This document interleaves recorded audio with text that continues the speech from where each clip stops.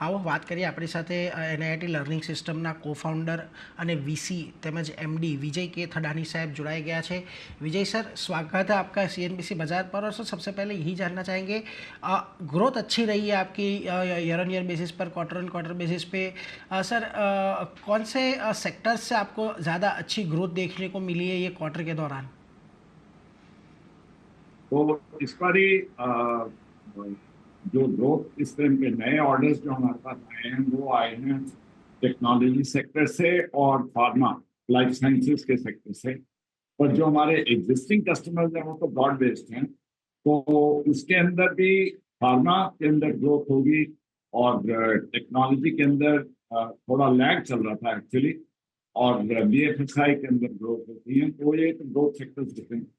Overall जो हमने notice किया है कि जो हमारे नए ऑर्डर्स हैं और जो हमारा स्ट्रॉन्ग प्रोफाइल इमर्ज हो रहा है जनरेटिव एआई के अंदर, उससे हमें काफी फायदा हो रहा है। एग्जिस्टिंग कस्टमर्स भी थोड़ा स्पेंड बढ़ा रहे हैं, सबके सब नहीं, कुछ ने बढ़ाने शुरू किया है, विच इज वेरी पॉजिटिव। और दूसरा, नए कस्टमर्स में हमें विन रेट्स हमारे इम्प्रूव हो गए हैं।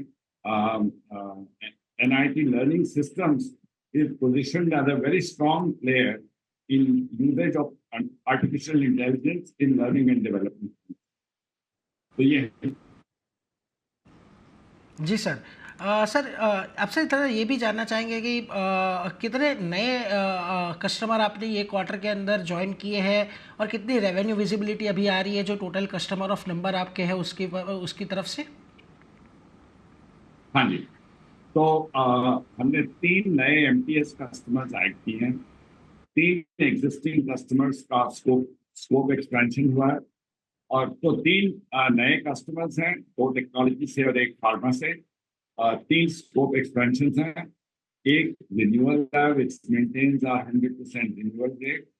और ओवरऑल अब हमारे 89 MTS कस्टमर्स हो गए हैं।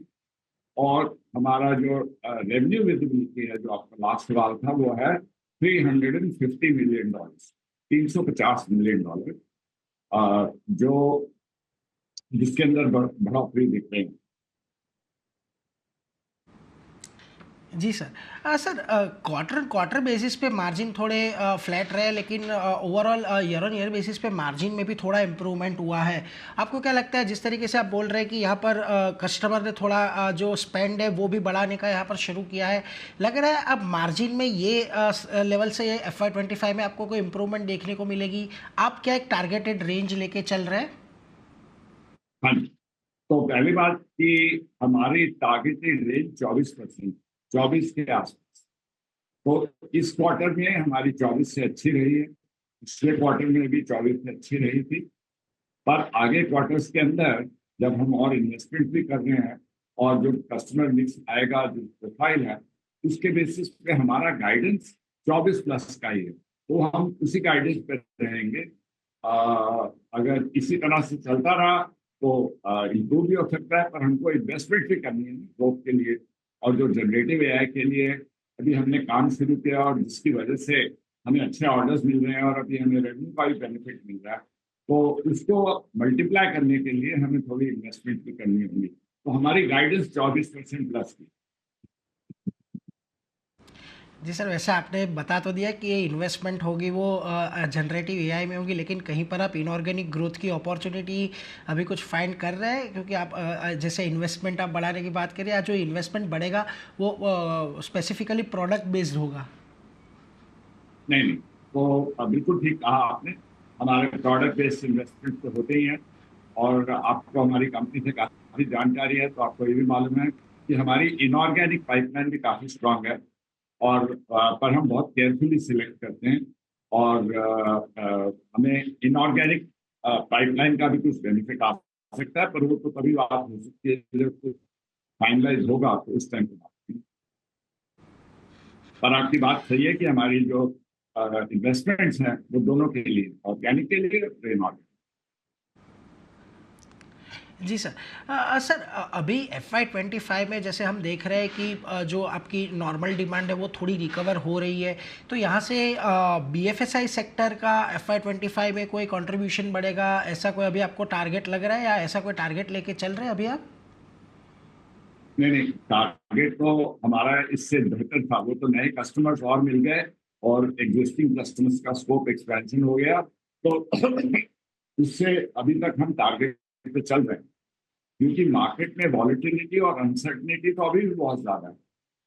पर क्योंकि जनरेटिव एआई का बेनिफिट मिला है, तो इसलिए हमें लग रहा है कि जो हमने गाइड किया हुआ है 2 से 3% पहले का 2% के आसपास क्वार्टरली ग्रोथ पहले 2 क्वार्टर्स के लिए, और उसके अंदर थोड़ा बढ़ाव लास्ट 2 क्वार्टर्स के लिए, that was assuming a certain growth in spending and coming back of the market. तो वो अभी तो वैसे ही चल रहा है और अभी तक तो हमारी गाइडेंस के साथ ही चल रहा है। जी। सर एक आखिरी सवाल आपसे पूछना चाहूँगा, क्योंकि हमने पिछले साल देखा था कि जो US मार्केट था, यूरोप मार्केट था, वहाँ पर हमें थोड़ी कंसर्न्स देखने को मिली थी बिकॉज़ वहाँ की जो भी मार्केट कंडीशंस थी। आपको लगता है कि यहाँ से FY25 में ये हालात थोड़े हमें सुधरते हुए दिखेंगे वहाँ पर, और वहाँ से कुछ अच्छे कस्टमर या अच्छे अच्छे ऑर्डर एक्वायर कर पाएंगे आप? हाँ जी, तो ये जो नए ऑर्डर्स आपकी अभी हमने बात की वो उन्हीं मार्केट्स में, यूएस और यूरोप में थे, और वहीं पे हमारे को ज्यादा ऑर्डर्स मिलते हैं। और अब क्योंकि थोड़ी ऑर्डर्स के अंदर बढ़ोतरी दिख रही है, तो इनके लिए एग्जीक्यूशन से हमें थोड़ा फायदा होगा। और वो सब अभी हमने इंक्लूड किया हुआ है अपनी गाइडेंस के अंदर। और जैसे जैसे यूएस मार्केट के अंदर क्लैरिटी इंप्रूव होगी, देखिए ना अभी अनसर्टनिटी कितनी है, वॉर चल रही हैं, साथ में ट्रेड वॉर चल रही हैं, साथ में यूएस के अंदर प्रेसिडेंशियल इलेक्शन है, तो इस टाइम पे अनसर्टनिटी काफी ज्यादा है। पर धीरे धीरे वो चीजें क्लियर हो जाएंगी, और मेरे को लग रहा है सेकेंड क्वार्टर के एंड में या थर्ड क्वार्टर के तक आपको एक क्लैरिटी दिखनी शुरू हो जाएगी। और उसी को हमने अपने जजमेंट में लिया भी हुआ है कि भाई उसका जो बेनिफिट मिलेगा वो हमने कंसिडर किया। जी सर। सर बहुत बहुत शुक्रिया सर हमारे साथ जुड़ने के लिए, और आपने अपनी क्वार्टरली पूरी अपडेट हमारे साथ सर शेयर की, और हम आशा रखते हैं कि आने वाले क्वार्टर्स भी आपके अच्छे रहेंगे और हम ऐसे ही सर आपसे जुड़ पाएंगे और बात कर पाएंगे। Thank you very much sir.